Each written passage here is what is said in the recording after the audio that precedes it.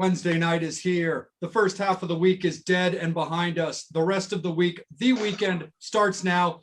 As always, Monday, Tuesday, gone. Wednesday, all that matters. It is the Metal Summit. As always, we are your island of misfit toys. For the Psycho Steve, we've got Bobby Dreyer, Angel Alamo. We have Jason Perlsweig. I'm Jay. Before I bring in our stellar guests for today, I do have an announcement for all of our beloved Metal Summoners, friends and family of this show. We actually won't be joined by Steve tonight. He is celebrating his girlfriend's birthday, but the announcement that we do have for you guys today is I want you to blow up Psycho Steve's feed with a whole bunch of love because his girlfriend is now his fiance as of tonight.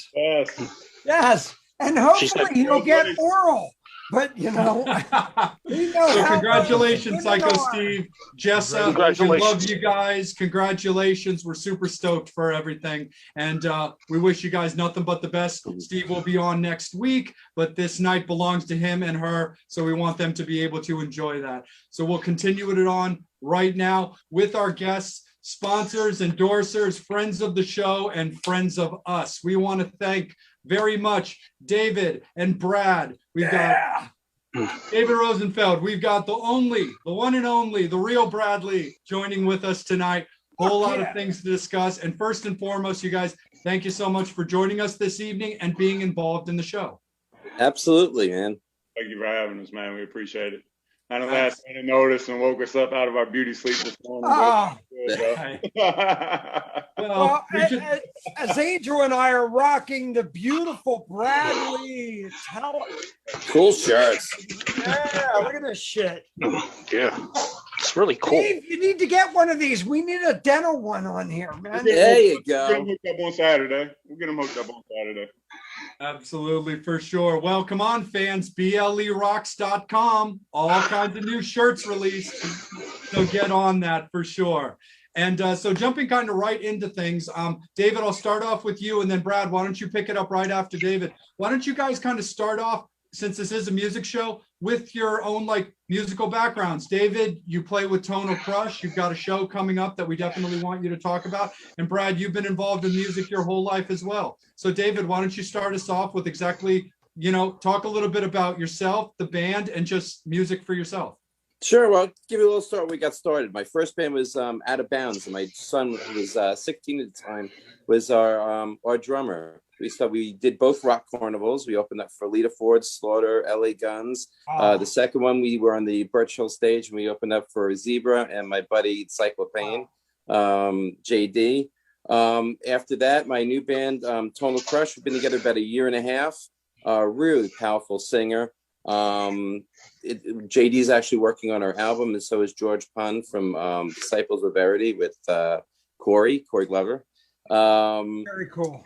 Yeah. And I also have another band, Black Rose Rebellion, that I'm working with also, with a female singer named Joy, who's amazing. So Tonal Crush's first gig, I guess, in the last year, because we've been closed for COVID, is next week, or this week, on Saturday, down at Bar 13 in Delaware. Right on, man. Right on. And you also have a show coming up in Long Branch, don't you? On April 3rd. We actually have cool. about 10 booked dates, 11 booked dates. It's increasing. It's our little Crush COVID tour. Nice. Right on. Absolutely. Well, Brad, let's kick it right into you, my man. What have you got going on? And talk a little bit about your background. Well, just a brief synopsis about how we got started here, what we're doing at BLE. I started out as a tattoo artist in the area, and just was going to a lot of concerts just by proxy, because it kind of goes with the territory, and I already like the music. So I was going to a lot of concerts anyway, and most of my entertainment money was all going toward, either tattoos or concerts. And just kind of like you became a face in the crowd, at a very, very early point in time. Being kind of hanging with the older crowd, but being the young guys in the crowd, that type of thing, and just being a familiar face. And got to see some people that will remain nameless do things from a business ethics standpoint that I didn't quite agree with. Kind of fucked with the artists, and me, I'm an artist guy first. I just am. Like any promoter's going to tell you that, but not every promoter means it. And I don't like when artists get fucked with and artists come to town and don't get paid, especially when they're friends of ours. And you know exactly what I'm talking about. So, when you come to town, you're already not getting paid, and then you lose money on blown out tires and stuff, and the promoter doesn't even care enough to cover your meal for the evening. It kind of made me see that there's an opening for people to do things with a little bit more of integrity and class when it comes to building roofs for artists and talent. And so we started out with a semi-local regional company, SCP. I'll just leave it at that. I'm not going to throw his name out there because he's no longer in business. But didn't particularly agree with the way he was doing things either. I got with him thinking that everything was going to be on the up and up, and lo and behold, the first show went to shit, and we didn't even get out the gate. So it kind of led me to do my own thing. I was a truck driver. I got hurt with a back injury. Blew out 5 discs in my back, was laid on the couch for 13 months, couldn't tattoo anymore and couldn't drive trucks anymore. So I was kind of wondering what I was going to do next. And I'm like, well, I already kind of started this little local following or what have you. We were the club kids, so to speak. It's just how we worked. I mean, we were at everything. And so I was like, you know what, fuck it. I'm going to put my name behind it. That way I can't run from it and try and put out a superior product. And that's just what we started doing. We've been in business since 2016. And we do local, regional, and semi-national, national shows, 1 day, 2 day events. We don't like to really call them shows. We do just because that's what we used to, but they're more so events and mini fest type things. Absolutely, 100%. And David, kicking it back up to you, your other career that you do is you are a dentist in New Jersey. That's correct. With your own company. Talk also a little bit about that, because that's important too. I just kind of wanted to start it off with music, but talk also a little bit about how you went that route in your career in that. Sure. My office is Rosenfeld Dental Associates. We're in Edison, a couple of minutes away from Metro Park. Been working there 26 years. Been a partner for about 25 of those, and owned the business for the last few years. It's been wonderful. I really have a great staff, great office. I get to treat a lot of the rockers. A lot of the people in the industry come to see me. So that kind of goes both ways between what I do in music and then what I do in the dental field. And I just got named one of Jersey's top dentists the last 2 years. Very cool. Awesome, man. Right on. Congratulations. Thanks, man. Do you do pediatric as well, David? Yeah, we do. Absolutely. Nice. Absolutely. Well, Bobby, let's kick it right down to you, my good dude. Why don't you take it away? So, Brad, I'm going to hit you with a hard one right here. So you got a little bit of flack this week on Facebook. Somebody fucking, basically kind of bitch slapped you a little bit about. Never. They ain't tried to. Look, you got hit about the whole thing about the concert that was supposed to go on last year, about the tickets. I have my tickets. I'm cool. I love when people say, at least give me a thing. But, I love when somebody like yourself explains it to the audience. Look, somebody wrote on there, and it was kind of dickish, that they sit there and go, well, everybody's giving their money back and you're fucking, trying to get our money. And I'm going, dude, you don't understand what's going on here. So, Brad, if you can explain that a little bit of what that was about. What the conversation and the interaction well, was? Not even that, but I understand. The backstory, like go into the ethics of it, pull back the curtain. Yeah. Okay. All right. I mean, let's do the Oz thing. I tend to try and do that, to be honest with you. I try to, without giving away all the nuts and bolts and the kayfabe of it, I try to, for those wrestling fans out there, I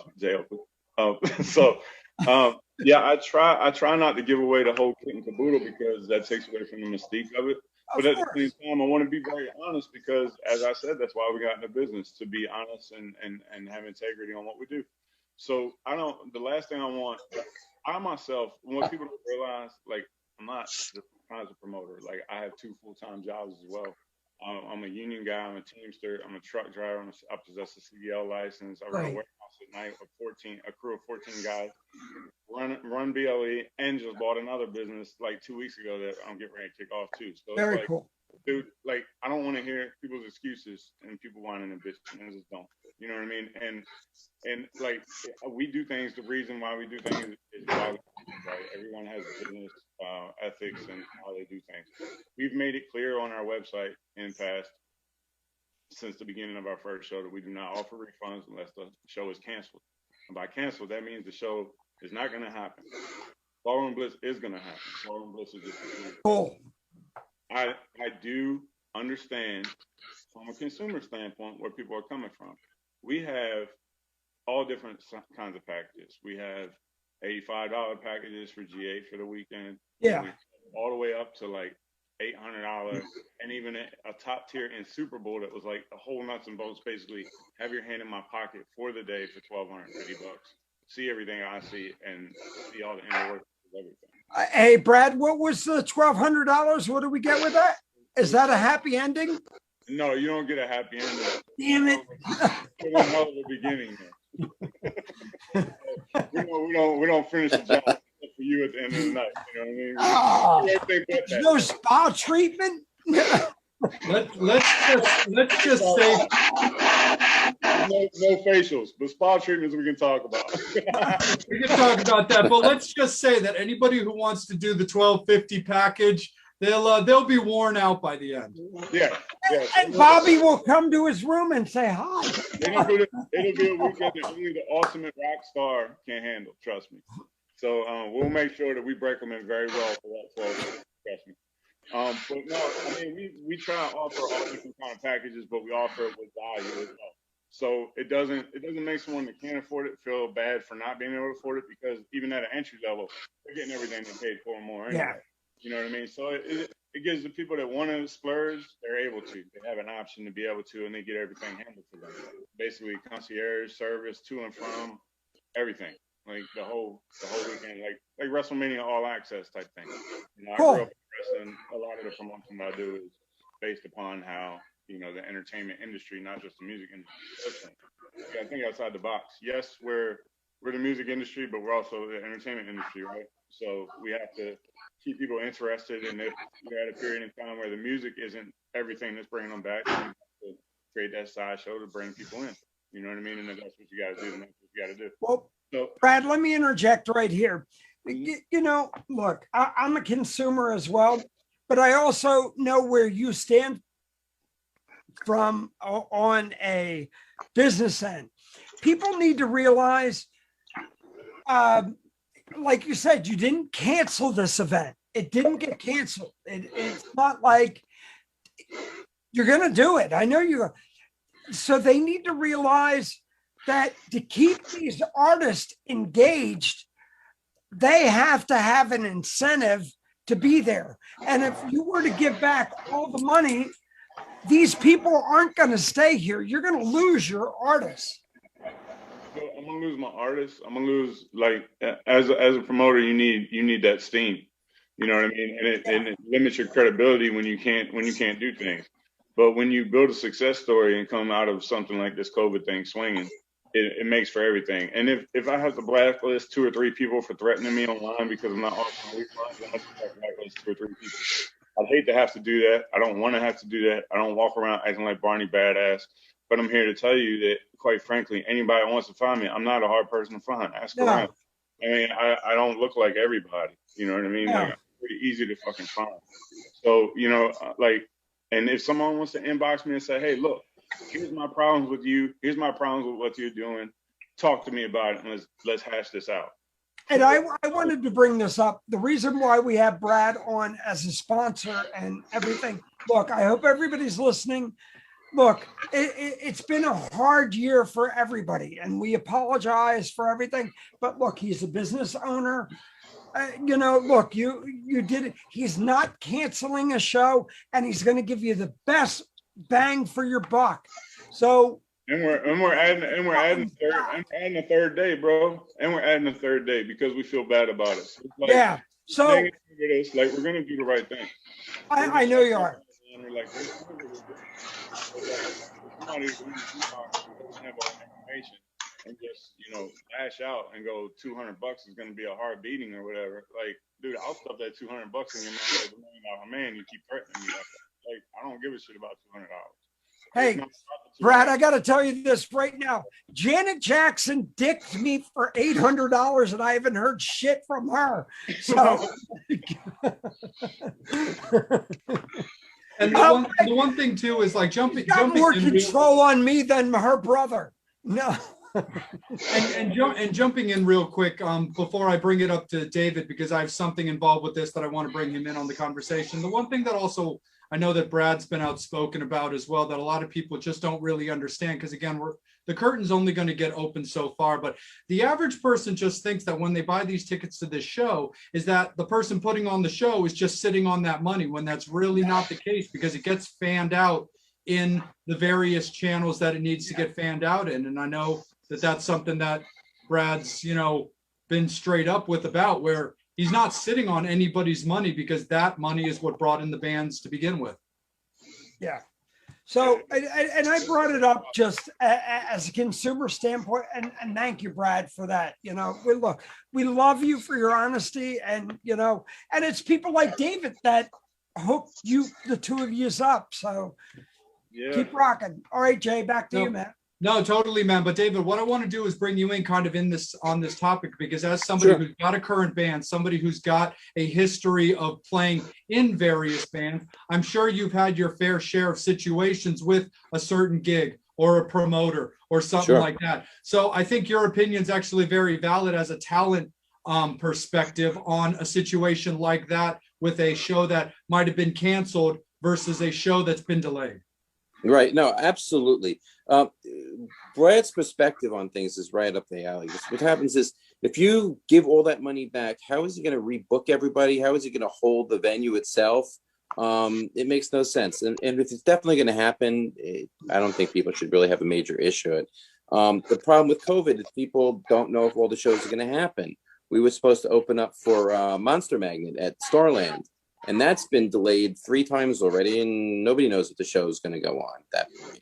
So it can affect the bands, it can affect the booking. If you know there's a solid date that's coming, it's going to make it much easier for everybody to have that event. Absolutely, for sure. Have you had any situations yourself where maybe you had to talk to your various promoter or booker just to be kept in the loop on a show? Not necessarily COVID related, because you mentioned Monster Magnet, but I kind of mean like, pre-COVID, kind of in your just music career. Have you had situations like that have been resolved? Thank God, not so much. Not so much. I run things like a business, like my business. So I handle things a little differently than some of the other bands. I'm very succinct on what's in our business transactions. Make sure that everybody knows exactly what's needed and accounted for and things like that. So I really haven't run into a lot of those issues. Cool, man. Absolutely. Well, Jason, it's about that time for you, brother. Let me bring you on in. Hey, guys. So, Hey, Jason, what the fuck is up with that plaid shirt? Oh my God, you're plaid. so judgy. Plaid is in right now. It won't be when I go to sleep, but it will be. It's in right now. God, it looks like my flannel sheets. So, without white spots, but we won't go there. So, this question is for Dave. Sure. So, what aside from the music stuff, what got you into dentistry? Why dentistry? Well, there you go. That's like one of those board questions, right? Why'd you become a dentist? The medical field has changed a lot over the last few years. With dentistry, I'm able to actually treat people like people. It's not just that I love all the artistry, because that comes from all the music stuff also. I do a lot of cosmetics. I really change people's smiles. I take care of a lot of people who have been treated by other dentists and they may have not gone the way they expected, and I kind of fix all that. But I also get time to spend and meet people and talk to them and interact. It's not about me. It's really about the patient. And that's really cool. There's a lot of great people. when you first meet somebody, they may not be who they are in the real world. They are a certain way, either phobic or whatever, in a dental chair. And a lot of my patients have been with me very many years, or fly in to see me, and you develop a different type of relationship. It's awesome. It's like a family. That's cool. Yeah, so that's very I addicting. gotta ask you this, and it's hit me in the back of the head. Have you ever did somebody's mouth and go, "Oh my God, there's a pubic hair in there"? What the No, fuck? I can't say that. Let's just say beard hair. How about that? I always wanted to know if you went, "Oh my God, you didn't brush." Well, I'm sure he deals with that all the time. Yeah. Dude, for any of those sports people out there that ever watch like some of those like debate shows, you know what, Bobby, you're muted for a second. Angel, I'm bringing you in, dude. Let's hear a little bit from BLE Nation. Let's hear from the Metal Summoners. What do people have to say? I'm so glad Bobby cannot make fun of my shirt. Okay, definitely got a couple of fan questions. This one's from Bobby Rice, and this is for both guests. He wants to know, can Without Reason jump on any of these upcoming festivals? Would love to work with both of you. Without Reason is the name of the band that Tommy is in. He would like to jump on any of the shows or festivals if possible. I think that one's for Brad, right? Yeah, I'll play with anybody. I was waiting to see if you had anything. Number one, I did receive your message earlier, so I just haven't had a chance to respond, Mr. Rice. But I did see it earlier, so I will be taking a look at it. How we normally handle band inquiries, just so anyone out there that wants to know kind of knows how we do it. And yes, I'm lighting up another one because we're allowed to do that on here, right? Absolutely. Of course, you can do Absolutely. whatever you want. I'll be in a speed up in about 10 minutes. Just so everyone knows that I deem myself so. Won't see me drink a lot, but you will see me smoke somewhat. Or do some Oh, edible. you're in Jersey? Oh no, Delaware. One place it's legal. No, he's in Maryland with I'm me. in Maryland. I'm in Oh, Maryland. is it But, legal there? To answer the Hard. question, it goes into our general email box, and I have access to it. I get it all straight on my phone. So everything that comes in the email box, I personally see, and I take a lot of attention to band inquiries when they're looking to either book events or looking for management deals, because we do managerial type stuff for artists as well. That's on a case-by-case basis and like a customizable basis. But long story short, we do that as well. So I take a big look at that, because in my mind, I'm an A&R guy before I'm a promoter. Like, a lot of people look at me and just be like, oh, he's a promoter. You know what I mean? Or, he just wants the limelight or whatever. It couldn't be more not the case. You know what I mean? The only reason why I came out into the limelight was because I was already a recognizable face and started gaining a little bit of popularity in the club scene, like me and Jay were discussing earlier. It has nothing to do with that. You know what I mean? This is a business, and I personally would see myself more so of an A&R type head than I would of a promotion head. So I will look at everything that hits my inbox, and we get back to everyone accordingly. So if it's something that we feel will fit nicely on the next BLE bill, we're already, Jay, 3-4 shows in right now. Four shows where we're at. 4 shows, yeah. So we take a look at all that and take that into account. Will they fit on a bill? Is there a place we can squeeze them on a bill that we already have built, or is this band special band that we need to build a bill for? I mean, there's been situations like that as well. So that's something that, from a promotional and a managerial standpoint, we always take into account. So that's kind of the process of how we handle things at BLE. So the first process will be anyone, and I probably shouldn't be saying this right now because there's a lot of people probably watching going, uh-oh. But if you want to send anything to BLE and have it looked at for future opportunities with either our live events or with any managerial type services, feel free to email us at bradleeent@gmail.com. It's BRADLEEENT, that's short for entertainment. I'm writing this down. Hold on. David, you already know. You can let people know. You can let people know about our conversations if you choose to. That's up to you. But Well, we've discussed that. So Yeah, I well, love and that. David, let me tweak this question a little bit for you. If a band was to come to you, maybe they're at your show, at a show you're doing, and know you have one coming up with maybe a slot open, what do you look for in bands that you like to be paired with? Do you like a certain stage appearance? Do you like a certain sound? Do you like a certain age, or does it not really matter?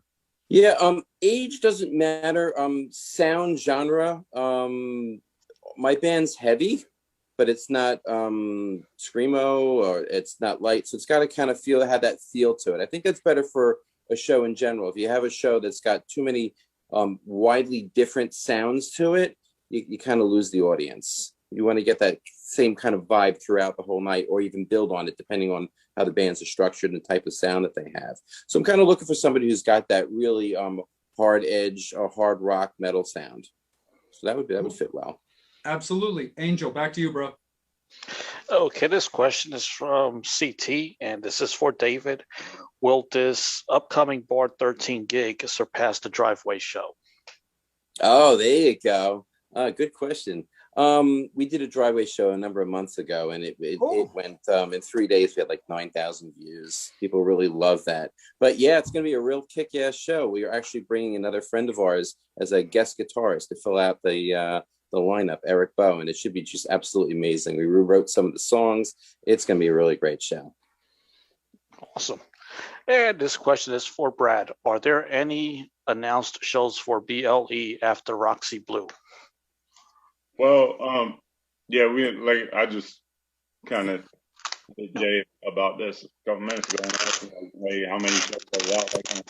We're about 4 shows out right now, not including the relaunch of Ballroom Blitz.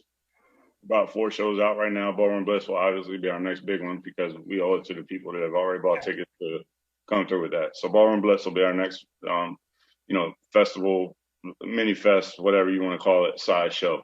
But we're doing these showcase shows leading up to then coming out of Corona because we only have limited occupancy. So we're doing a little bit of smaller shows, maybe one national or so, and then running some regional and local support. So right now, Roxy Blue is the only one that we've announced. At the Roxy Blue show, for those that are at the Roxy Blue show, they'll get first crack at the Volume 2 show, which I can tell you the date will be May 23rd. Very cool. On the bill yet, though. Jay knows, and Jay is sworn to secrecy. But we're about 4 shows out right now. Linda, speaking of Ballroom Blitz, Linda wants to know, are there tickets available for Ballroom Blitz? Technically, yes, but not at the moment. We paused ticket sales for right now because we didn't feel it responsible, not knowing what the actual rescheduled date is, to keep receiving funds for this. Yeah. And we've already taken in, to be 100% honest, I mean, you want transparency, here it is. I mean, that's a question if you don't want the transparency, right, Bobby? No, look, Jay, I mean, Brad, I love that you're bringing it up, because when the dude was being a dick online, I'm like, dude, you don't understand. And I'm going to ask Brad that, because I didn't want people hearing shit secondhand. I love that you're telling it. I'm going to give everybody the God's honest truth right here, and strike me dead if I'm wrong, or let this light bulb fall on my head and black my screen out. But dude, here's the deal with Ballroom Blitz, and this is 100% honesty. We try and provide as much value as we can with these ticket prices. We try and provide the utmost talent, the most bands we can possibly squeeze on stage, and we try and do it for the lowest cost possible. Because at the end of the day, like I said, I have 2 full-time jobs. I do not do this for the money. I do it for the love of music and the support and that kind of thing. I like seeing people in the front row that are going through a divorce or going through some shit, and they get to get out there and get a fucking smile on their face. I get off on that type of shit. So someone hearing or seeing a band that they love for the first time, that's what makes me tick. And I know that's what makes a lot of you tick too. So that's the true reason why I do this. And this isn't funded by Bud Light or Jack Daniels or Red Bull or fucking Hanes underwear or whatever the fuck. This is 100% personal money that goes into these shows. BLE is funded by BLE and no one else. And it's the way it is. Are we working on partnerships? We love to take on a sponsorship. Are we open to that? Absolutely.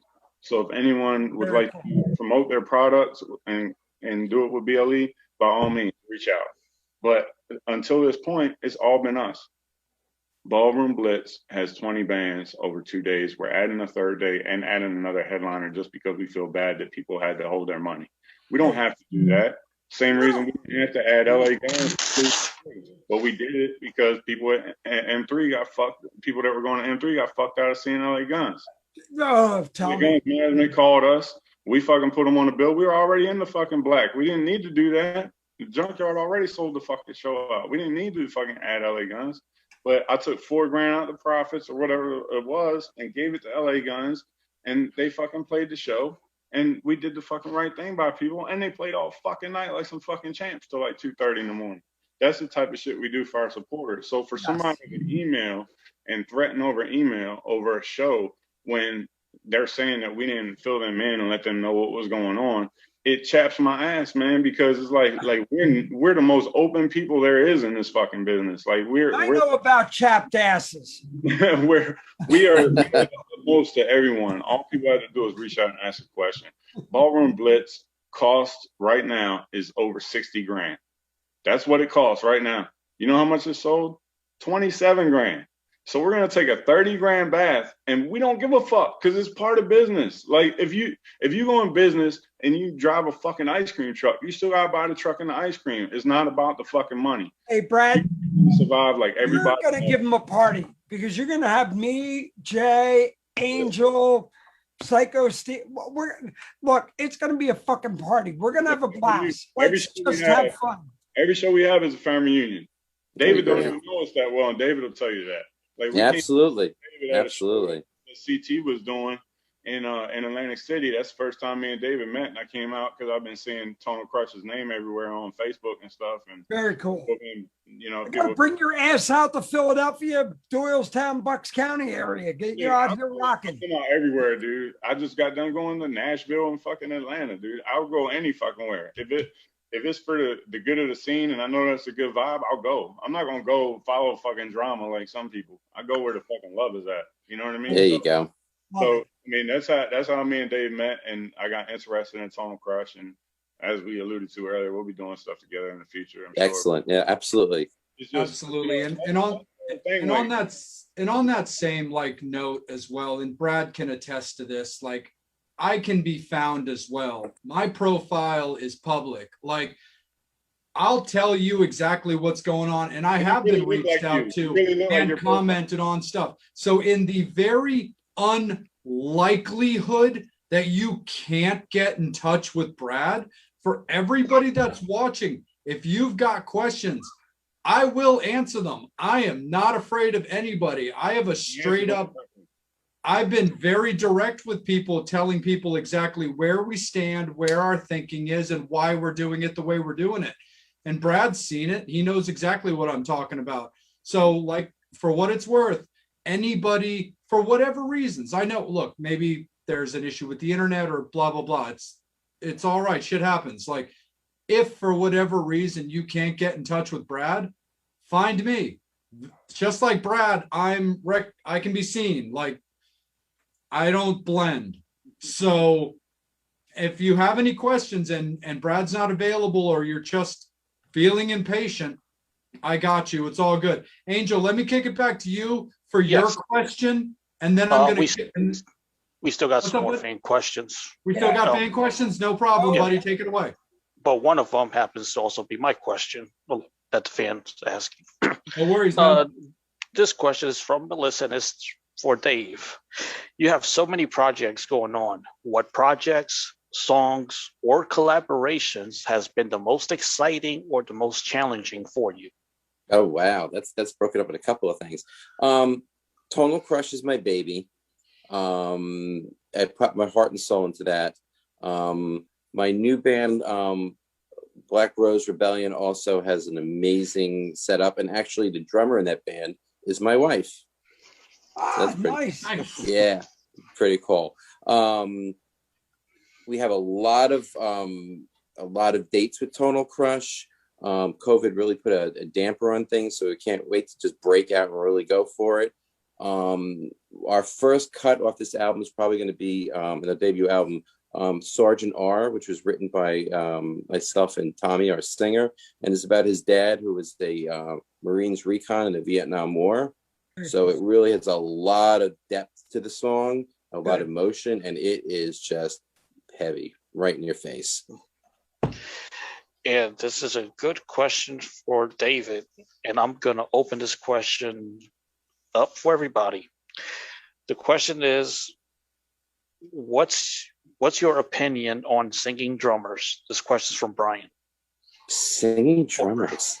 Yeah, this question is for Brett also, so you got to chime in as well. Yeah, your opinion on singing drummers. Anything is great as long as it doesn't take away from the visuals. There's something about having a front man up there really going out and just bringing the audience in and really holding them. There's some great singers out there who are drummers and can really handle it. Look at the Eagles, right? So, Bill Collin? Yeah, there you go. Yeah, the band, there's a lot of people. But there is, if they're held back by the drum kit, it takes away from the visual of the show. I think there's something about having a front man jumping around all over. Sure.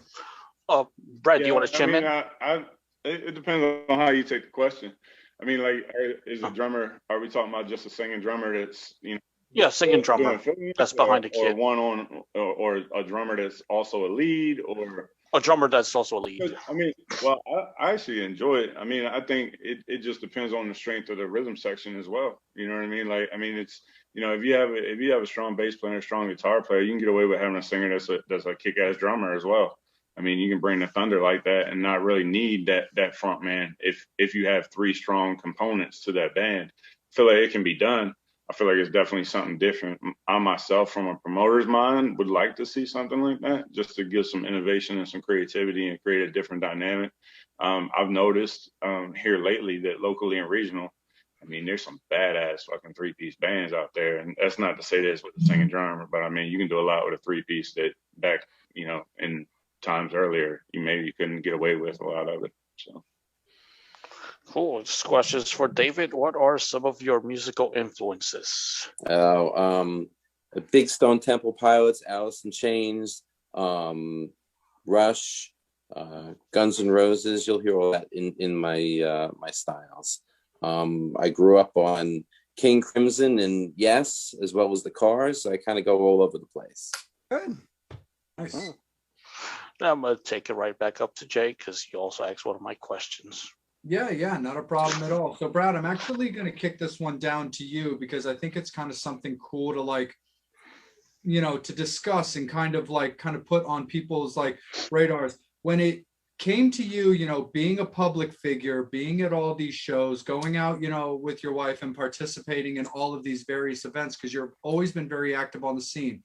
When it came to putting together BLE as your baby, as something you felt very strongly as something you could do, what is it about what you experienced at shows or things that you saw being done that you thought you could improve on, maybe even just straight up do better? Man, that's got a lot of moving parts to it. Pick and choose where you want to go. What parts do you want to use?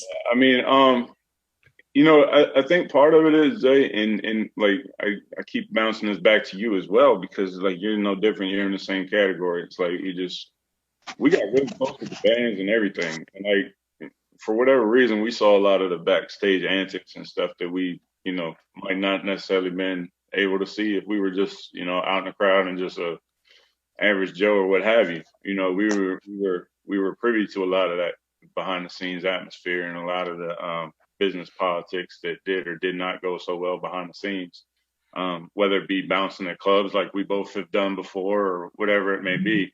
We saw all aspects of it. And I mean, like I said, I feel like a lot of these promoters and stuff were treating bands wrong and promising band stuff and not paying them. And a lot of our friends, personal friends, were getting fucked out of stuff. You know what I mean? And it really struck a nerve with me. You know what I mean? And I just wanted to get involved. It was around the time that I met Kevin Butler as well. We all kind of met around that same time frame. True. And for those of you that don't know, Kevin Butler is the guy over at Hammerjacks. So he is much more than that, but that's, what everyone knows him as. He's a phenomenal friend and businessman, business partner, that type of thing. But anyway, so long story short, we met all around the same time, and we just wanted to make a difference. And it was a lot of positivity around us through, various outlets. All of us that hung in that circle, we were all just like, times are changing. Like, this is the third or fourth go around for our genre, which was, 80s hard rock. And, we got to go into M3s together, and all of these tours started coming through again. We just started like clicking up, and we were like, it's time. Like, it's in the air. It's time to make a difference. Let's put stuff together. And that's when we all kind of started evolving as the business mind of what we came to love, you know what I mean? And worrying about what goes on behind the scenes and how do we make that difference and how do we make that change and who's going to be the cornerstones and who's going to be the centerpieces, who's going to be the affiliates, whatever. Just try and make that difference and make a movement and try to evolve into a different way of thinking industry-wide to create friendships, relationships, partnerships. I got you, brother. Well, then let me tweak it just this little bit. Well, then when you were getting started, talk a little bit about just kind of like blazing your own trail and wanting to do certain things as opposed to like following the people that maybe came before you or something like that. Like, what was it about the direction you wanted to take and kind of blazing as opposed to like, because of course you're going to have influences, people you took advice from, things you just noticed on your own. I know. Talk about what people, hold on just 1 second, Bobby. I got you, buddy. Just talk a little bit about the difference of learning and understanding and going as opposed to duplicating, because I don't think people really get it. Yeah. It was always about being innovative and being different, like taking the same recipe but kind of adding your own flavor to it, so to speak. You know what I mean? Like the ingredients are there. You pick and choose what you want in your soup, and you cook it and make it taste the way you want it to taste. There's times where you're really on to something, and you got a lot of people that like your dish, and then you got people that try and write shit on your Facebook page, right? There's only one Chick-fil-A sandwich, man. You know what I mean? Like Popeyes has a great chicken sandwich, but Chick-fil-A was it's just a fucking breaded Chick-fil-A chicken. Yeah, it's fucking chicken in a fucking roll, man, and some pickles. I mean, what the fuck? You know what I mean? How do you fuck that up? Some people still manage to. But it's just it's one of them things, man. It's just I saw an opportunity and a space in time where I felt like the way that my mind was thinking at the moment and the way that my business mind was headed and the direction I was going in life, that I felt like I was in a prime opportunity in a prime place to make a difference. And it wasn't necessarily my music following. I had more, to be honest, I had more of a following as a tattoo artist. And I'm not saying I was a phenomenal tattoo artist. Artists are hard on ourselves, so we're all shit. You know what I mean? But I had more of a following from the tattoo world and going to tattoo conventions and shit like that than I did from music. I just was going to concerts just because that's where the party was and that's what we were doing. And then we started, my wife and I, we started having kids, and it just, my kids started getting older, and it's like, all right, now I'm just going to stay tattooing and go to shows when I can, and I'm not partying no more. And then it got to the point to where, okay, now that I'm not looking at it as a party, now I started looking at it as a business. You know what I mean? Like, it's that whole evolution of like the way the mind works. And like, I know I'm here, I just don't know why, and I'll figure it out later. And then one day it just clicks. Like, you start having kids, you can't go be the party guy no more. So now you're now I see the other side of it with clarity, and now I'm the business side of it. So it's a whole evolution, man. I don't know. I hope I know that was a long way around, but it's all good. No, not a problem at all. Bobby, why don't you pick it up, buddy, and then I'm going to kick it up to Jason's. So, David, this is going to go to both of you. Sure. Both of you being a fan, were the things that you've seen where you're going, look, I can't change everything, but I know what, look, I've been in the business long enough time too, but being a fan, you look at it from a different perspective when you go, you see what promoters do, you see what And I'm going, I don't want to do that. I want to do what I want to give the audience what a fan wants. Yeah, for me, that's exactly it. There's a lot of promoters who cookie cut. They want things a certain way, done a certain thing. That's not how I work. I do have a plan and a business plan and a plan for the band on how I want it to be seen, what shows I want to be involved in, how I want the band to function. And it's got to be enjoyable for the audience, but also enjoyable for the group itself. A lot of promoters, it's an easy business. All they want is the cash. So you bring a certain amount of people, certain amount of tickets, you can do that. I can play that game also. It's very simple to know what our fan base is and what we can bring to different areas. But it's a lot of the bands that are out there now don't realize some of the venues standpoint also, right? They have to make sure that they can bring a certain amount of people to a gig or a venue so that the venue is viable and the show is viable and there's enough money to be made for everybody. But you also want to make sure it's that's not the only reason why everybody's doing it. Very cool. Brad, what about you on that end? You know, looking at it from a fan standpoint, look, we've been to enough shows. Do you look at it like, dude, I know what I fucking like. I this is why I pay my money. Back in my mind, I'm still 8 years old. You know what I mean? Like, Yes. I'm still like I said, like I compare a lot of this shit to like how involved I was in wrestling growing up. Like me and my twin brother were actually offered to become wrestlers. Like when we were like about 17 or 18, we went down to Bone Breakers across from Fishhead and all that bullshit and did like a little intake with Mark the Shark and all that shit. And one of the us come out bouncing basketballs and call us "Who's Your Daddy?" with Indiana jerseys on and shit. But whatever. So long time ago, things evolve. But no, it's just dude.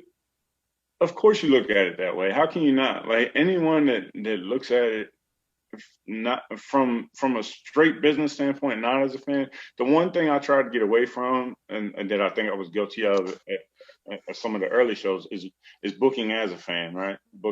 Only booking what you as a promoter want to hear, and not from a business mind. And that's one thing I tried to change. But other than that, it's fucking super fan day when we had shows, dude. It's like, you know what I mean? Like, yeah, I want there to be events. I want there to be raffles. I want 3-ring circuses. I want elephants. I want fucking puppies and peanut butter. You know, it's got to be all that shit. Fucking Jello wrestling, whatever the fuck it takes. Yeah.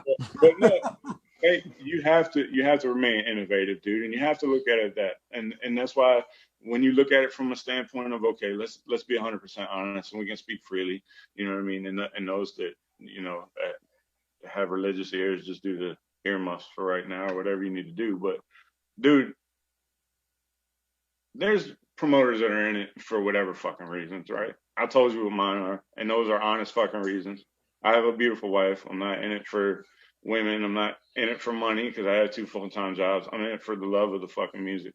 And there's some that are, dude. There are good people out there. I'm not saying everyone's the same way, but there's promoters that are in it for the pussy. There's promoters that are in it for the money. Yeah. Promoters that are in it for the drugs, the atmosphere, the rolling around with rock stars, whatever the fuck it is. Everybody's got their MO, right? But that's what separates it is by the quality of what you do and what you put into what you do and the sacrifices you make for what you do and the fucking sweat equity you put into your company and the relationships you build. And that's another thing. Relationships go a long fucking way too, man. I mean, like, I've been working during COVID, as many of us have. Some of us haven't. But I mean, like working the business. Like there's been some people that were very active in the business before COVID and they're nowhere to be found now. Because it got too hard or they lost too much and they folded or whatever it may be. There's a million different reasons. But one thing that this has done is it's separated the people that are in it for longevity and the people that are in it for the right reasons and the people that are going to fade away. When you go into things with pure intentions, dude, you get pure results. It's just the way it is. I'm going to put a couple kudos out here. We're all the same age. There's one band and there's a thread going between all of us. We probably have it. Look, I'm a diehard fucking, I bleed the Kiss Army. And I've been there, and good friend of ours, promoter, done a lot of things for that. And I'm going, but there's that band I always look at as my measuring stick on everything. I'm going, that band has given a fucking 100% every time I seen them. I've never seen a shitty Kiss show ever. And Keith, That's a good topic. Who's everyone's measuring stick? That's a good topic because you say yours is Kiss. I know I have mine that might surprise a lot of people. I think that's an interesting topic. Like, what's your measuring stick? Because we all have it. We all have our goals that we want to hit. You know what I'm saying? It's been that show. I've been to a lot. And Steve, Psycho Steve, there's those concerts you go to because when you go to them, you're going to get what you expect. I've been to VH shows that been great, but a Kiss show always kicked my ass. I felt that way with Kicks. I mean, Kicks was great. Steve Weissman. Oh my God, what a fucking amazing showman. You never will see a bad Kick show. I've seen a Kick show where he had to have Eugene come out and do the jumps for him because his back hurt so fucking bad because he fell off stage like 2 nights before. Fucking Eugene comes out, and that's how Eugene got his nickname Jump Boy and shit, because he had to do all Steve's jumps for him, but the show went on. You know what I mean? Like Steve. But that's what it is. And Dave probably said the same thing. He never wants to put a shit show on. He wants to go give 110%. Absolutely. Absolutely. You get more out of it that way. You connect with your audience, you have a great time. Everybody leaves with everything out, nothing left. That's the way to enjoy it. Memories, man. That's how you create relationships, man. Yeah. So you feel like a family reunion. Every show you go to, you feel like a fucking family reunion. Yes. Like, how often do you see fights at any of our shows? Very fucking rare. People ask me if I need security, and I'll just laugh at them. I'm like, we don't need no fucking security. We don't need security. We fucking love each other.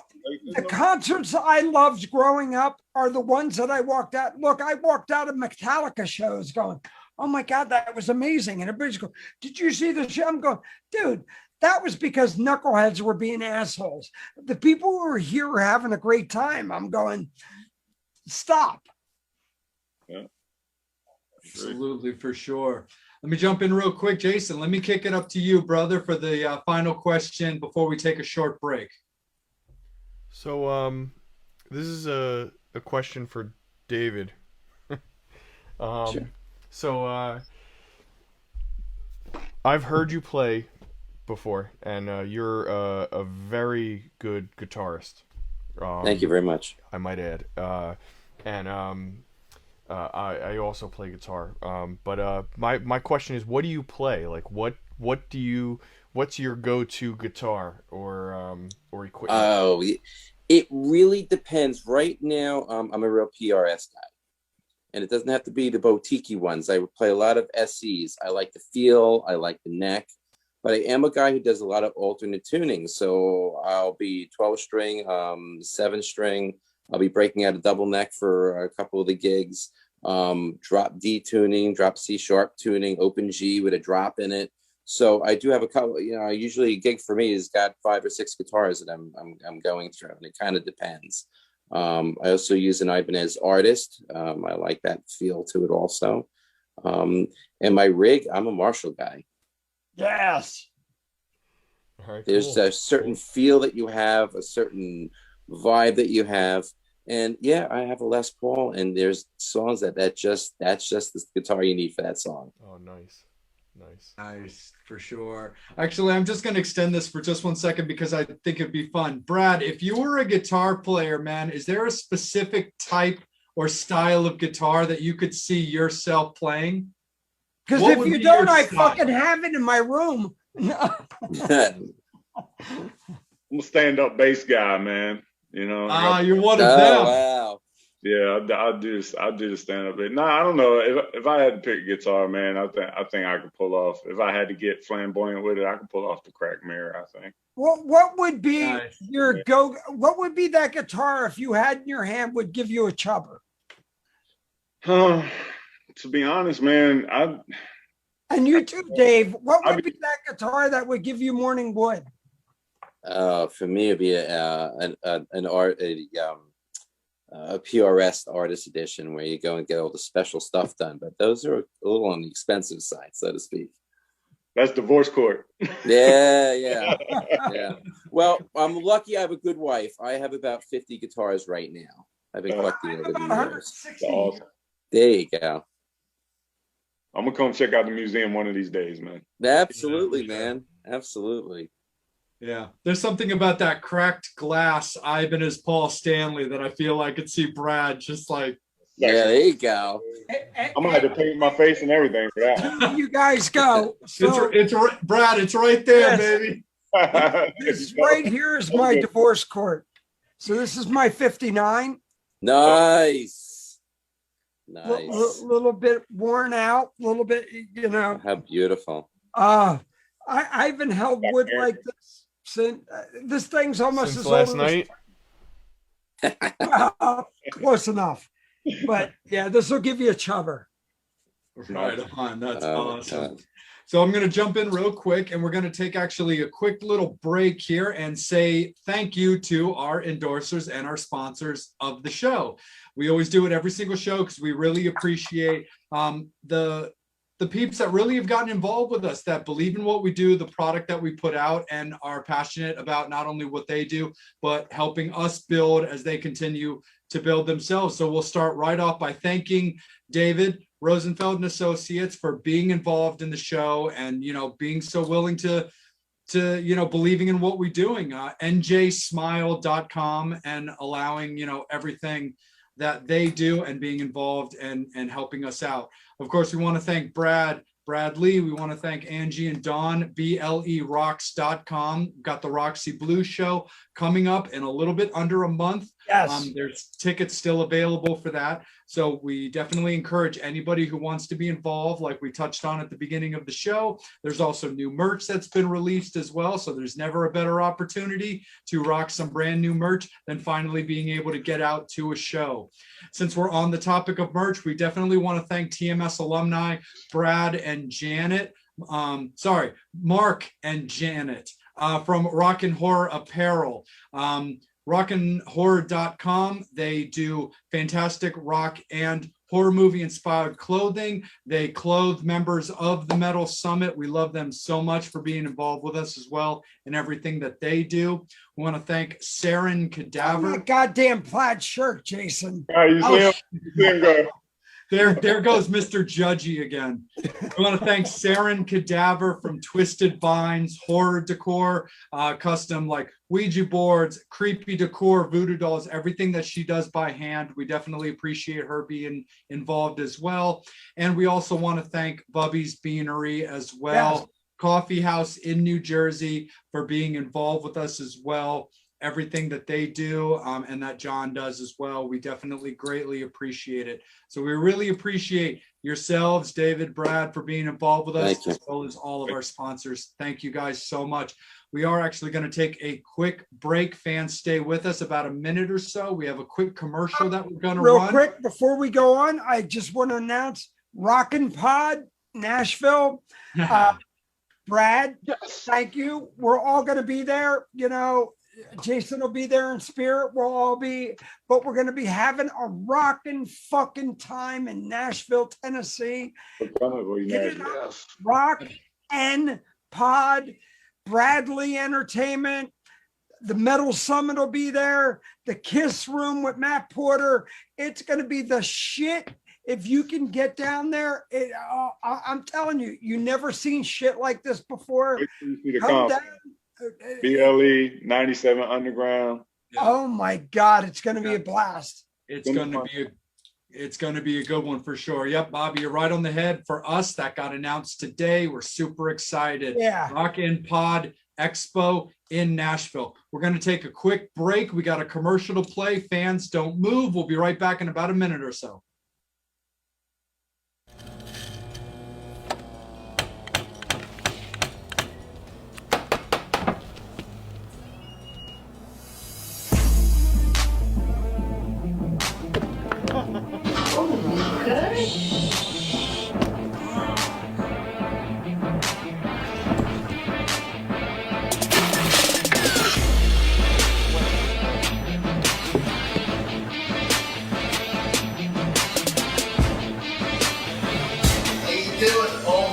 God, what happened to you?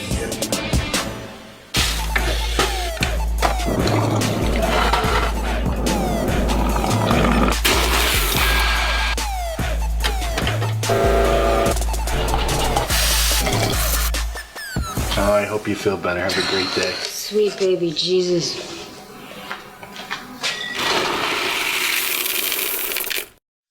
Thank you so much, fans. We really appreciate it. And again, thank you so much for Bubby's Beanery, for everything that they do, and all of our sponsors. And bringing our sponsors back in, we have Dave, we've got Brad joining us with us again this evening.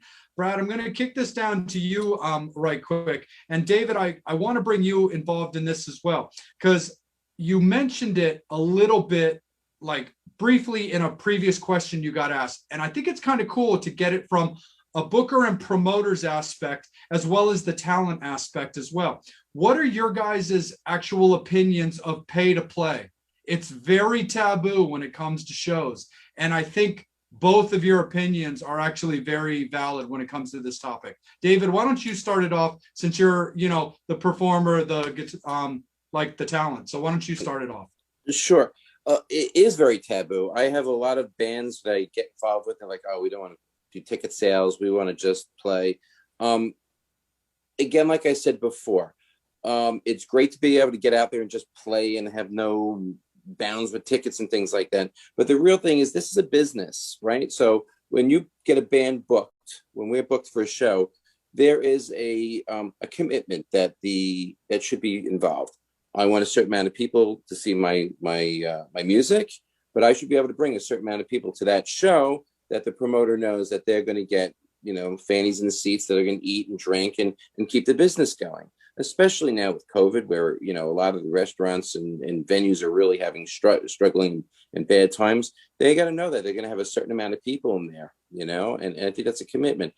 I personally I've built my reputation on being able to kind of bring it. So, and my band bring it. So it's never been a problem that way. But I can definitely understand the promoter's aspect, being a businessman with the dental office. You want to make sure that the bands get coverage, you want to get paid, but you also want the promoter to have you back a number of times and for bigger shows and things like that. Sure thing. Absolutely. Brad, what's your take on it, man? I mean, I agree with what Dave is saying. I mean, as you've seen through the broadcast, we pretty much agree on just about everything each other says. Yeah. But a lot of the insights are the same. But it's not. I personally, I'm not for it. I've never been a pay to play promoter. I know that there's a market for it. I know the reasons why it's done. I know the ethics behind it. I believe that the talent should be able to create and perform. And anything above that is taken away from them being able to give them maximum ability to create and perform. I mean, they're the artists. That's what they're there for. They're not there to fucking play monkey and sell tickets to, a $23 show and collect $3 off each ticket they sell. And if they sell 100, they get 400 fucking bucks. Why not come to a promoter that's a talent buyer and get $400 guarantee and be done with the bullshit? You know what I mean? It's one of those things that just kind of like, okay, like, Brad. No, it's just like, dude, you go into a relationship and you're like, okay, well, I can do this for you. Well, what can you do for me? Well, I can do this for you. Okay, who's going first? You know what I mean? Like, why fucking start a relationship like that? Look, man. Oh, yeah, you can draw? Okay. How much you guys ask for? Oh, well, the most we've ever been paid is $500. Okay, here's $500. You know what? If I give you $500 to play and you say you can draw and you don't draw, guess what? I paid $500 to find out the fucking truth, and now I don't have to waste $1,500 down the road. You know what I mean? Like, and if you can draw, then guess what? Next time you come through, now you're getting $750 because you drew. You kept getting a fucking bargain. That's fucking business. And it really pisses me off, man. And like, I try not to get riled up about it, but you really kind of struck a nerve with this question. If you can't tell, it's just like, there's people that are in this business because they're in the fucking business.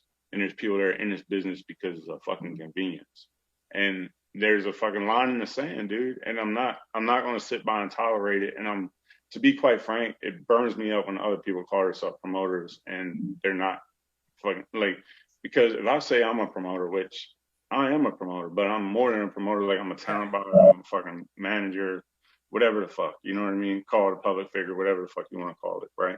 I'm an industry guy. Like, I do a little bit of everything. To say you're a promoter and then people go, oh, so you're Brad.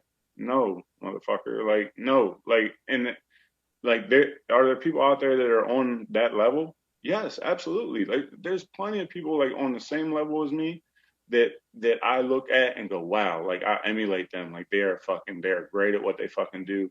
I like them. I like how they do. And there's others where I look at and go, that's everything that's wrong with the business. But I'm not trying to play judge, jury, and executioner on it either. Yeah. It's like I gotta do what's best for BLE.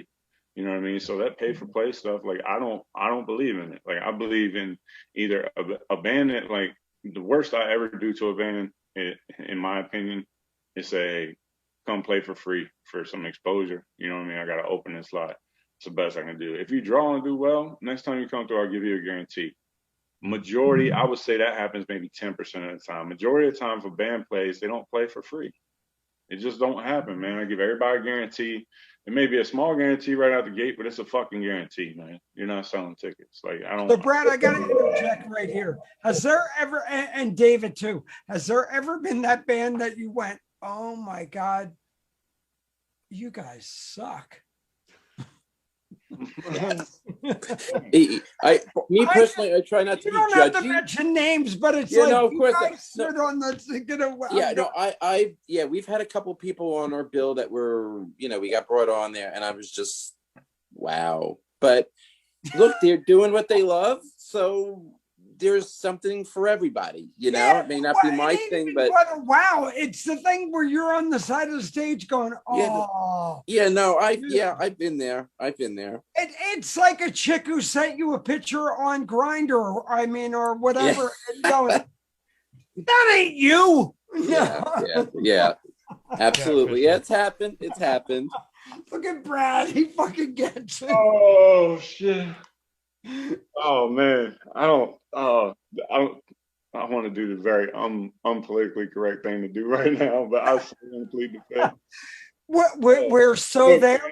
I've got ones that I've personally paid for before at my own shows. I've had ones that were on shows that I've promoted that I had an investor for that they threw money at that, quite frankly, fucking phoned it in. You know what I mean? On high level, like one of the better fucking, I'm not going to go into detail or name them, but put it this way, 20 grand on a band that played 45 minutes and just phone it in. You know what I mean? And it's just, what do you do? You know what I mean? Like, what do you do? Like, it's in the contract. They held up their end of the bargain. I'm not saying they didn't, but it's like, it's a Here go, wah, wah, wah, wah, wah. Look, it's not, don't look more into it. I'm not saying the fans didn't dig it. Like the fans dug it, but I just felt like for 20 grand, like that's what we got. You know what I mean? And then the headache on top of it. You know what I mean? And it's like, it's bands like that that are just, it makes it hard for like one. A prostitute with jagged teeth. It's tough, man. And good bands and bands that I to this day I'm friends with some of the people in the band. I mean, but business is business, right? You know what I mean? Friendship is friendship. It's just, sometimes every once in a while it's like anything else. You can go out to a fucking used car lot and fucking pay 10 grand for a fucking car and it breaks down on the way to your fucking driveway. It fucking happens. Yeah. You know what I mean? I love that. Part of the fucking business, man. Like, don't get in the fucking business if you don't want to be in the fucking business. It's a casualty of the fucking business, man. It just really is. And that's the thing, Brad. There's actually, the fact of the matter is too, since we were talking about that whole, bands on shows being booked and stuff like that, and since we're having a little bit of fun with this, but in all seriousness, there's also a certain amount of professionalism from bands that is expected when it comes to performing on any type of show. We had a situation a couple years back about a band that was booked and didn't play because they got in a fucking fight the night before. And it was just kind of a big old mess. It was a situation that we were able to handle on the fly so that fans at the show were not gypped on getting to see a band perform. But there is also a certain amount of just professionalism that you are expect as a booked band being promoted on a show that you're expected to deliver. Absolutely. I love Brad's face. He knows. It's all good. Angel, there's got to be some. No, I can handle it. And the fact of the matter is similar, just like Brad. I'm not going to go into names on the situation because it's a dead issue. But the fact of the matter is, we had a situation where a band was on the show promoted.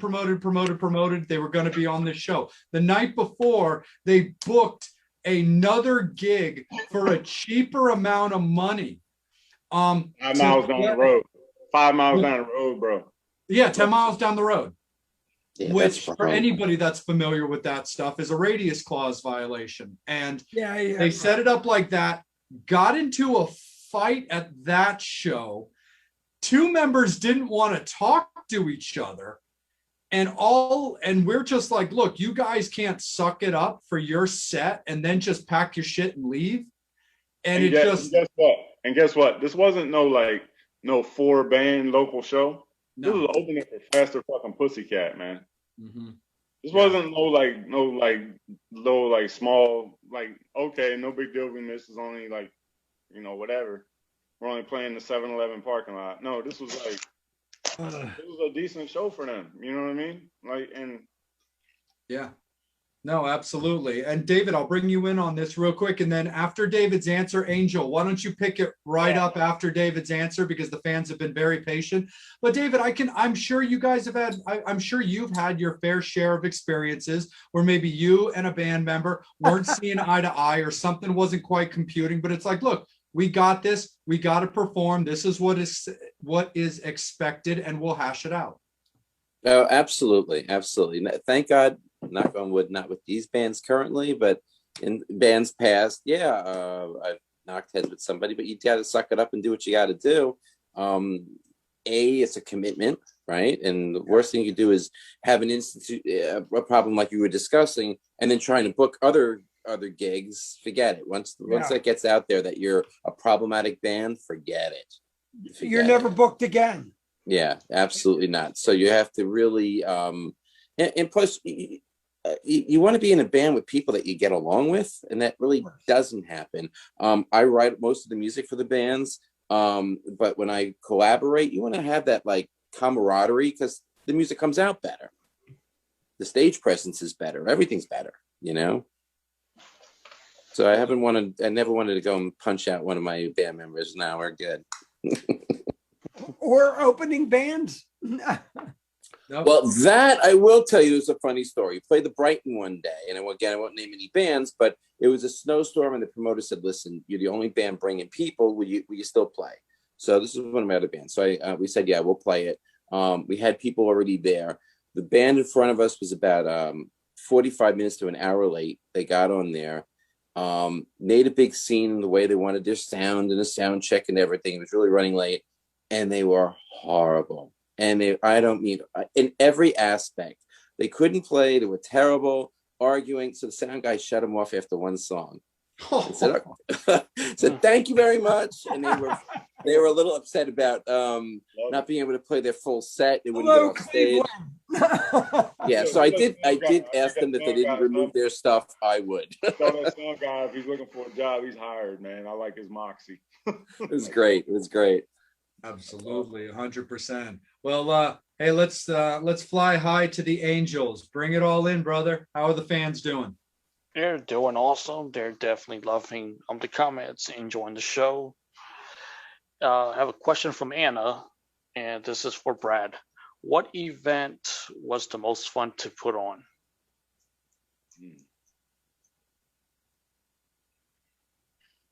Probably Sleazy 3, I would say. Probably so far. I mean, which one? Sleazy 3, the one with Junkyard and LA Guns. Yeah, this is the way it developed toward the end, like having LA Guns as the headliner, and then last minute LA Guns falling off the M3 bill and getting a call from their management and getting to work with them, and them wanting to be a part of it. You know what I mean? It wasn't like I had to go ask them or anything. Like, they came to me, like, "Hey, we know that you're doing the Sunday thing, and like we're not on M3. Like, what's up?"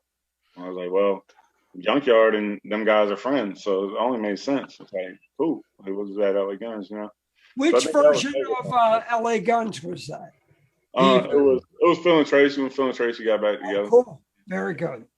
Phil Tracy, Johnny Martin. I think Johnny from Nuts Enough was in the Johnny Monaco was in the band at the moment. Yep. And I think Shane was still drumming for them, I think. Shane was still drumming, and it was Johnny before. I remember he was in there drinking all the dogfish all the dogfish had L's or whatever the fuck they were. Yeah. They drank them IPAs up. Actually, Brad, real quick, a cool thing about that show too was because one of the things that was really rad about it was having a band like Babylon AD, which for anybody who's familiar with just M3, but especially 80s rock in general, in Maryland, people have been screaming for Babylon AD, and they finally got it. Been a long time, Isn't man. there a TV show? Yeah, like I mean, that under that I name? say that one because it sticks out, but there's been other ones like Bring It Tour back to town. They hadn't been to town for years. The Fast Pussycat show was fun. I mean, there's been some like one-offs that weren't like the main focus of the year, like the Sleazy Slimies were. They were fun to do. Even Rocklanta was fun. It was just a headache in other ways, but Rocklanta was a fun show. I mean, we got to work with some great bands. They're all fun. It's just I get more thrill out of seeing the supporters and like how they enjoy the show. Well, again, we Brad and Dave, we can't thank you guys enough. One, for doing tonight, but really just pouring your hearts out. And we love hearing these stories because we don't hear them from the other angle. It's awesome. Thank you for having us, guys. Yeah, I appreciate it for sure. Thank you. Yeah, Angel, keep rolling with it, but also fans, I do got to let you guys know it is last call for alcohol. Get those questions in. Any questions, comments that you want to give to Dave or Brad, definitely get those puppies in. We will circle back around for a final segment for any final questions, but just it is last call for you guys. But Angel, keep rolling, buddy. Cool. And this is my question for Brad. What are some of the biggest challenges of putting on a show that people in bands don't necessarily see? That people in bands don't necessarily see? Ooh, that's a different spin to the question. The biggest challenge. I almost took for granted and said, okay, he's saying what's the biggest challenge that the fans. Yeah, the biggest challenges. No, the band. You said the band. No, I'm sorry. Let me rephrase that. What's the biggest challenge that you have as a promoter in putting on the show?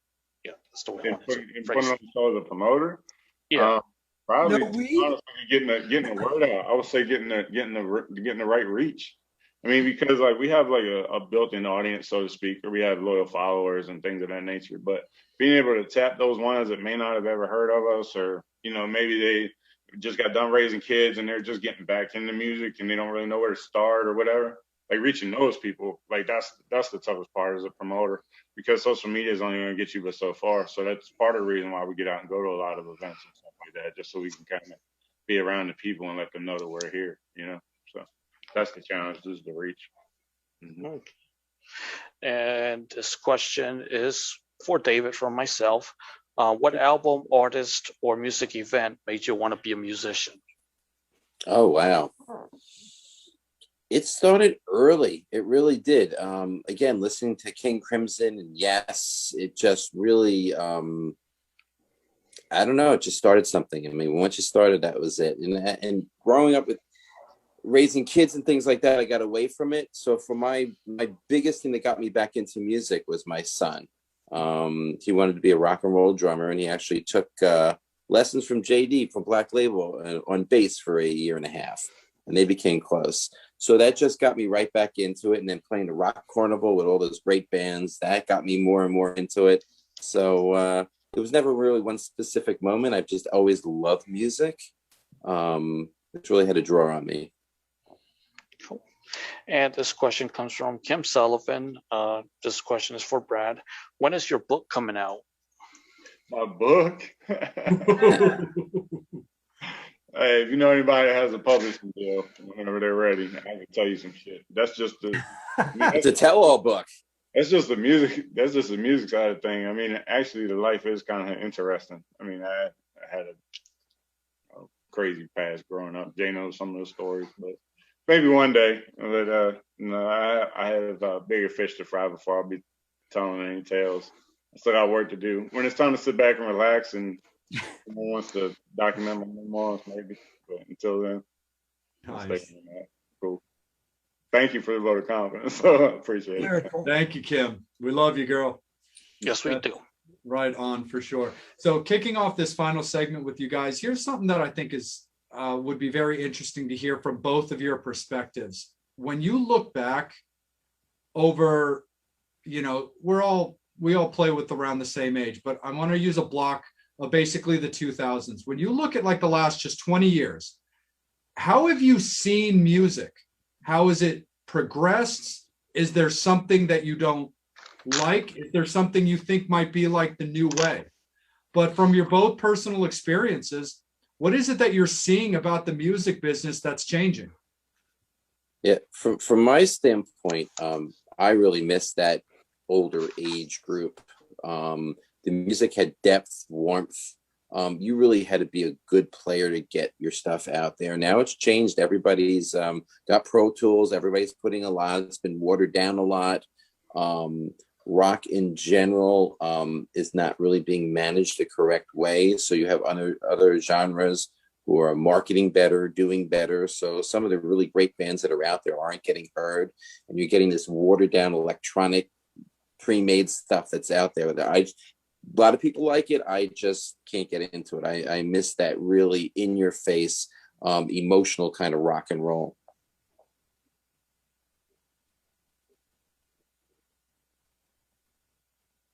And Brad, thoughts for yourself, man, on the like how rock or just music in general has been going, changing? I think it's been changing from a lot of aspects. I think because technology has changed a lot, like how we consume music. And that's probably the biggest aspect on how music's changed over the past 20 years. It's like just going from, as a kid growing up, it was like I had some records growing up, right? But I was an 80s baby or whatever because I'm 40 now. So like I grew up on like 45s and some stuff like that, but I was more into tapes because I was that late 80s bloomer getting into music. And then CDs come out, and then it's like now people just don't even do hard copies, rarely ever, especially the younger generations. So I would say like my biggest evolution is like, not only different subgenres spinning off of stuff, like creating new music with different sounds and different technology, because now you can use computers and stuff to create different sounds that you couldn't create before. I think it's just the evolution of technology that's changed the industry so much in the past 20 years, like how it's consumed. Well, just think about like back in the day when you got your album and you ripped open the plastic, you own that music. You look through that's a challenge, man. Shit. Yeah. I need some nowadays it's knife and some more shit to get one of them open. Yeah. Yeah, But most people who listen your to friends music shared now, it. You couldn't wait for that new album, right? And then and now it's just streaming and how your album or and you your don't single own it. hits. You don't own it. If you stop Or paying one- your or monthly one fee, song at then a the time. music goes away. One song that's at a it. time is about a hit, and they don't even care about the other tracks. Then you get deep cuts. Right. Like deep cuts is a thing that doesn't even exist anymore. That's Yeah. correct. It's not even that. I remember going, the years of going to Woolworths and spending 99 cents. And I'm going to go back to the Kiss album and getting my first Kiss album and opening it up and just Experience. that plastic Full off. experience, man. Hey, Columbia Records, 10 cents, Oh right? my You got 10. God. Yep. You broke your I ass did that too, Dave. all week paper route to buy these fucking things, and you're just going, I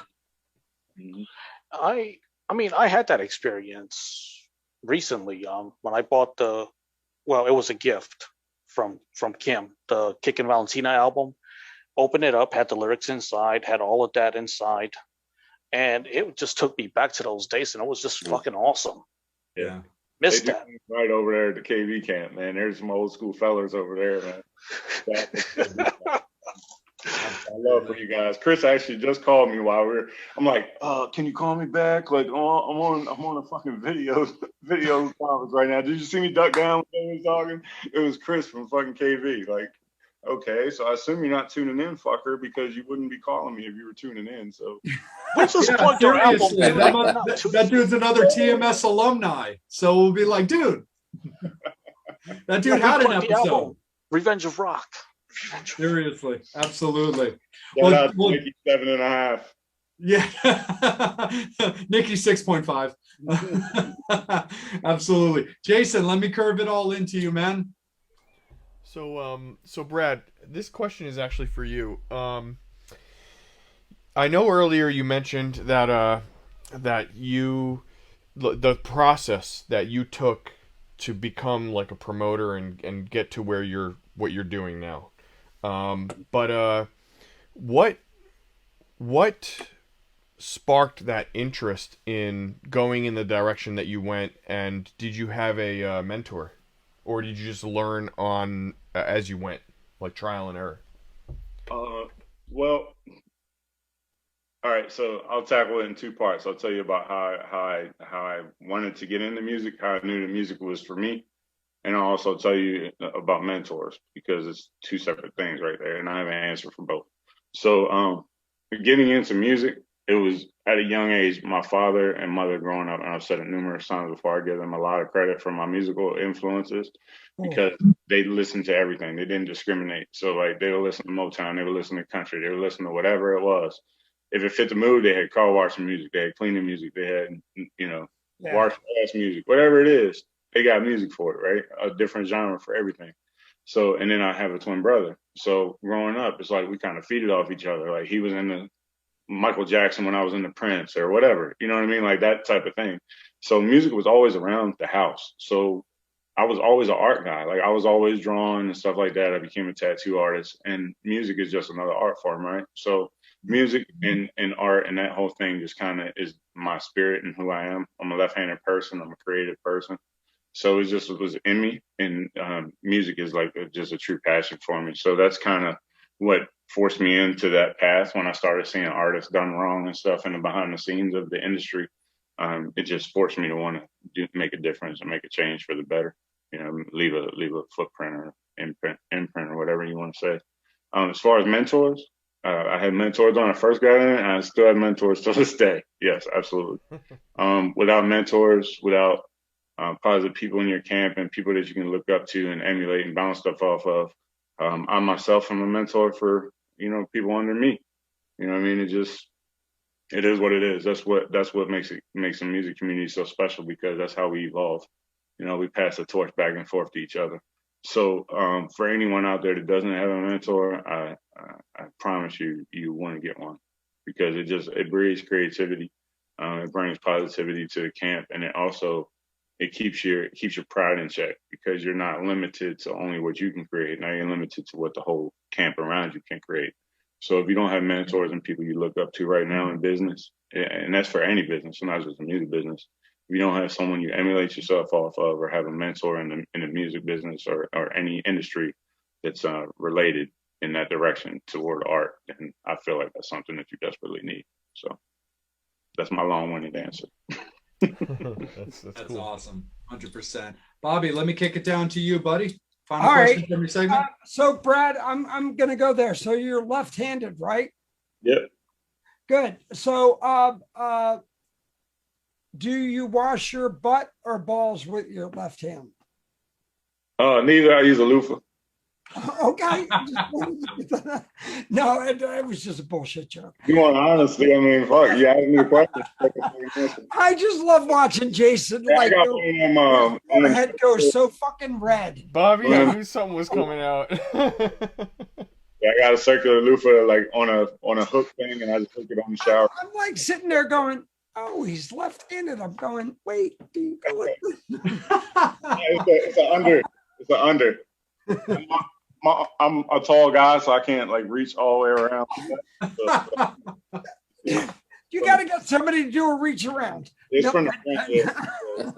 From the front, yeah. Dave, look. I'm a righty. Is your dental clinic. No, we go on. But no, all jokes aside, look, thank you guys both for coming on tonight and really just doing everything you do. Brad,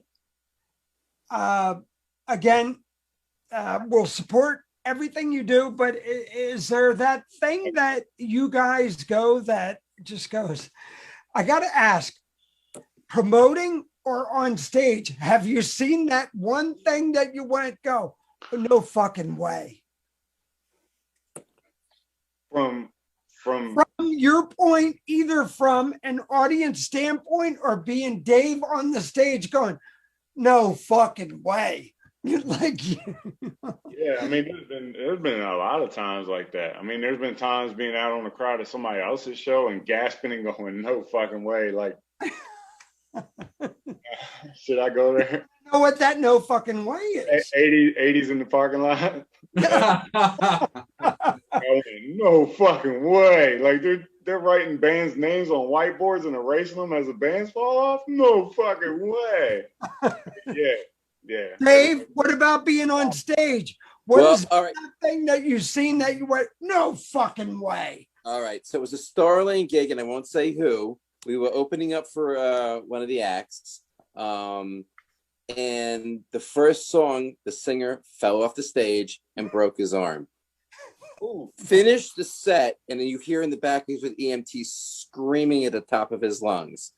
They were really lucky that a keyboardist, they came out and finished the rest of the set, but I was like, no fucking way.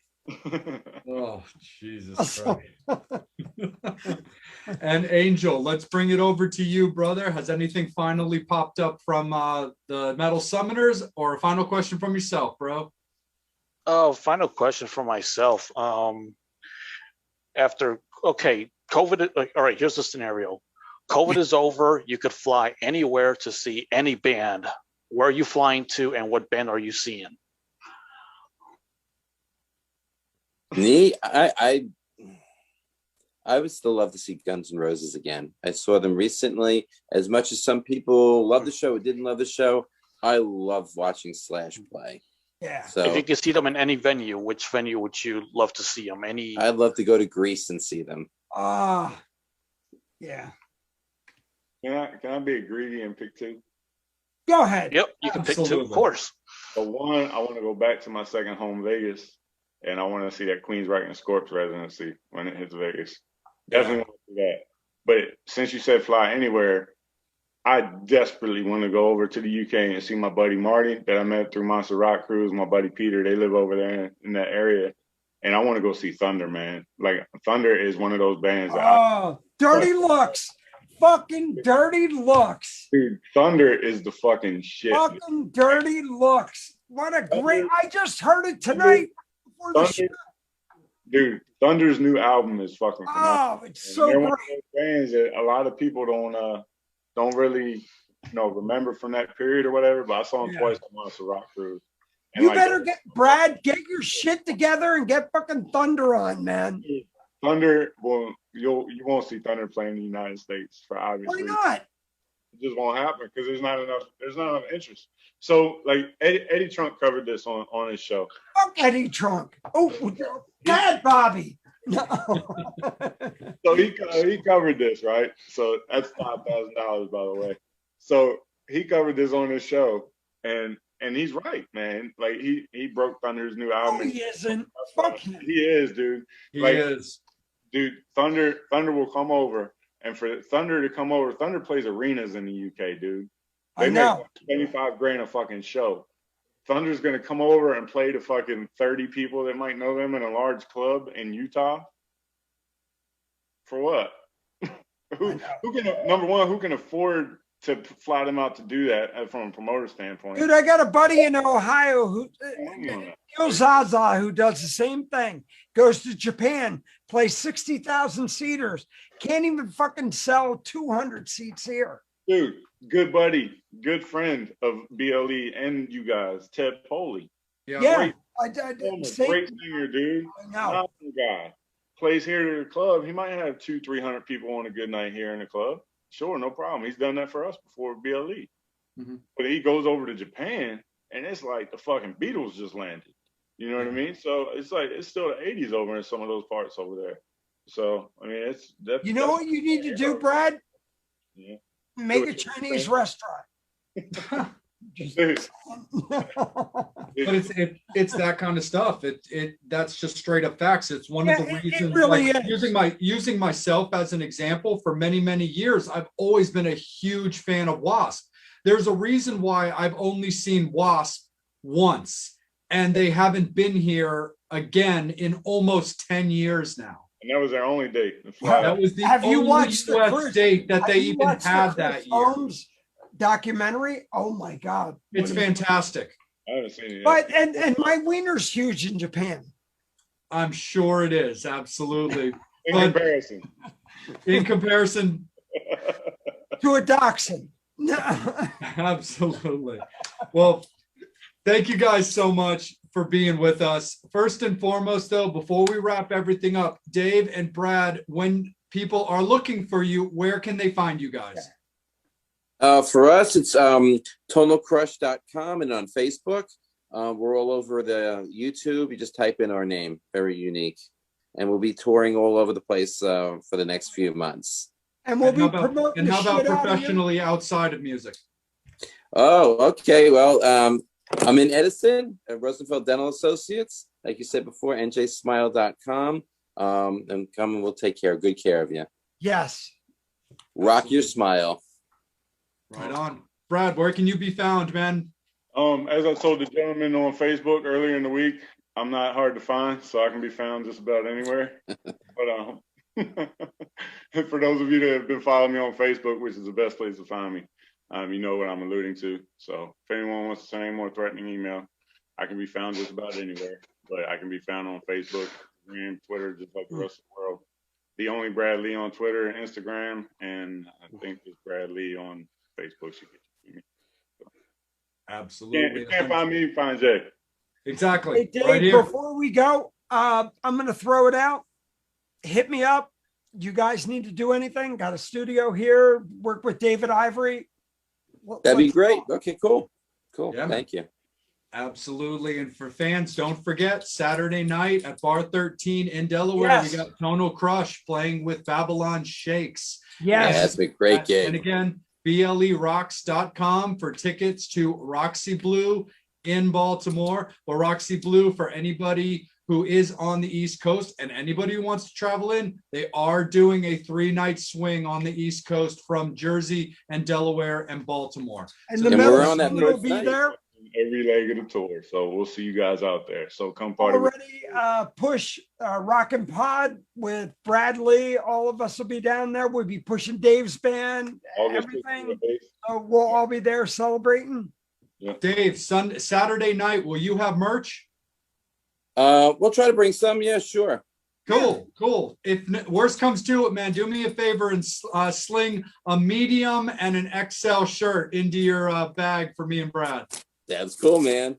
My man, absolutely. Well, I'll be down. Like- Saturday night, I'll be down. there you go. Excellent, Absolutely. Fans, thank you guys as always so much for tuning in with us. Metal Summoners, we love you guys so much. We want to thank Dave and Brad for spending their night with us. We really appreciate you guys. Thank you so much, guys. Fans, we love you guys. Friday, as always, will be our next guest announcement for next week's episode. It's going to be a fun one, going to be a unique one. I think you guys will be definitely down for that. So stay with us for all guest announcements. Again, we want to thank all of our sponsors, our endorsements. We also want to thank Chris from Decibel Geek and Rockin' Pod for the announcement today of our participation. We are very, very excited for that.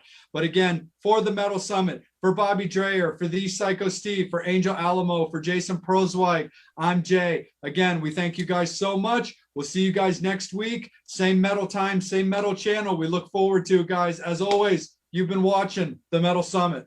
Yeah.